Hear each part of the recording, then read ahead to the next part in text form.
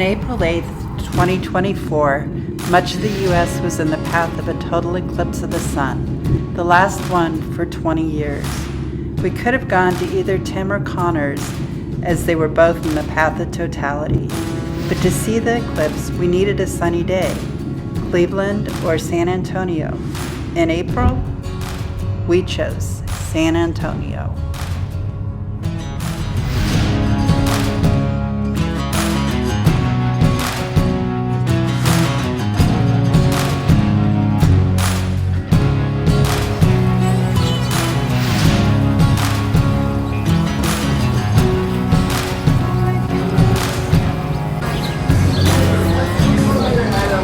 Are you taking a video? Coffee? Yeah.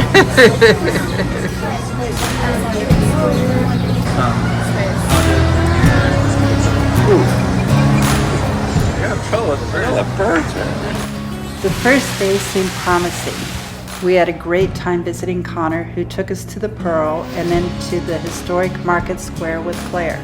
He also made us some amazing margaritas.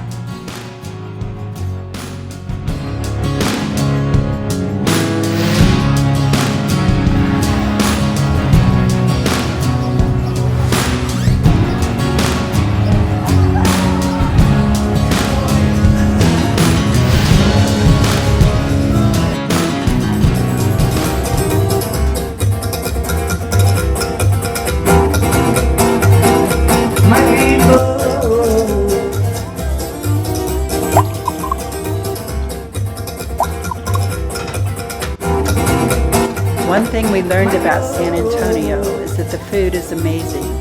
We ate way too much and enjoyed every bit of it.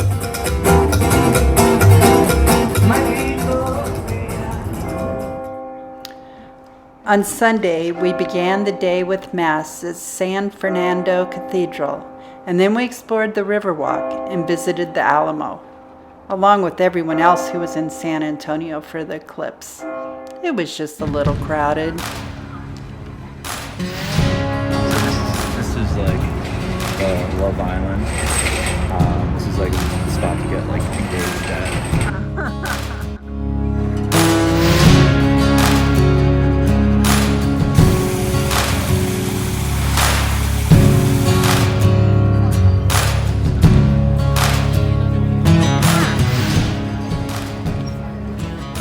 We ended up the day back at Connor's apartment. The sunset made the next day look promising. We were headed over to watch with my cousins. Well, we might have been a bit overly optimistic. You need those glasses. Don't look up without the glasses, guys.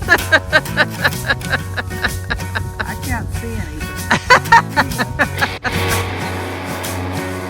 The day ended up being completely overcast. We still tried to make the most of it, and actually we had a blast. The darkness and sudden temperature change were a bit disconcerting and surreal. A light on the phone. I know, it's hard to tell how dark it is.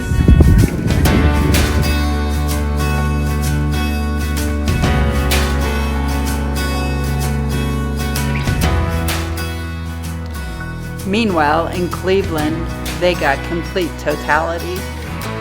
Good for them. We still had a great dinner and lots of fun.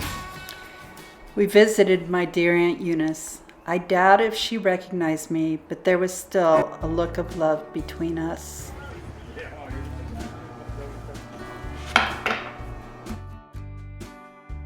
My cousins took us to the very fun town of Green, Texas for a day of exploring, shopping, and more delicious food.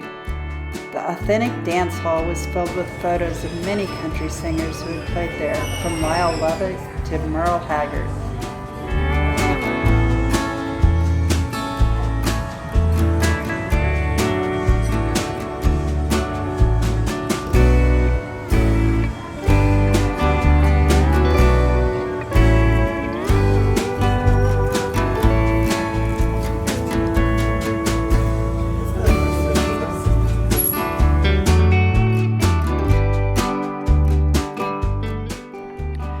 Clouds this day were a bit more welcome, as we sat outside with perfect seating to enjoy the view of the Guadalupe River. The food, once again, was amazing.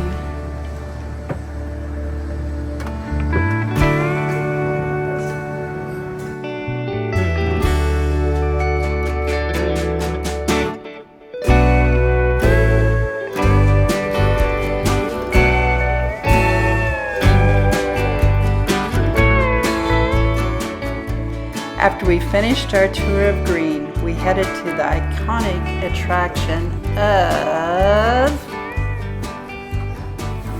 Buc-ee's. After all, you can't go to Texas and not go to Buc-ee's.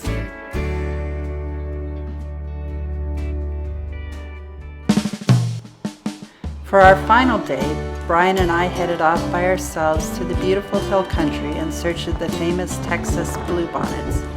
We were there a little past their prime, but I was still hopeful. Brian found what he called the original RV. I was more interested in the coffee grinder on the side of it. If I was using that for an RV, I would need that coffee grinder. It was such a beautiful day. I was losing hope that we were going to see any bluebonnets. But then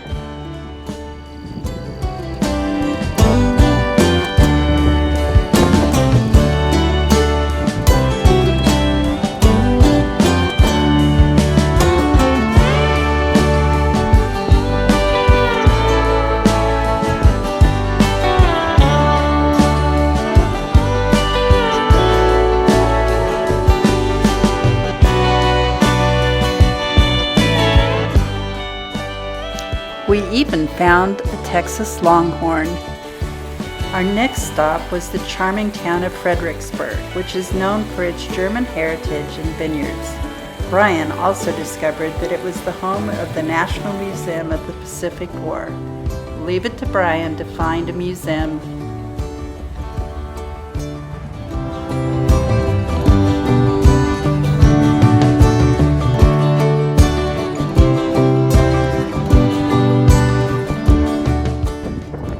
We finished our visit with some more delicious food, although this time it was German instead of Tex-Mex.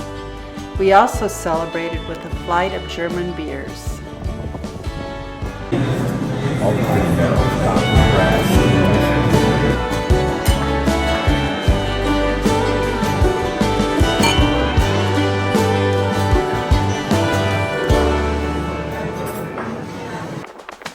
Our last stop was Luckenbach, Texas.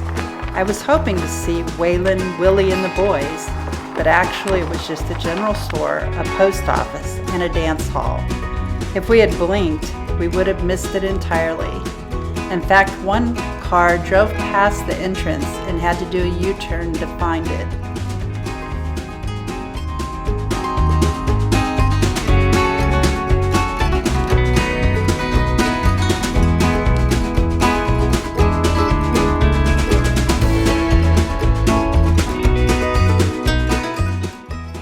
We traveled back to San Antonio, taking in the beautiful hill country and the Texas-sized skies.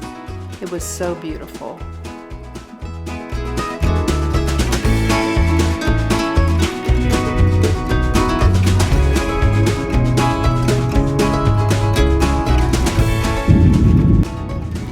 Our early morning flight left at 5:15 a.m. We hated to leave, but we were sure that we'd be returning to sunshine.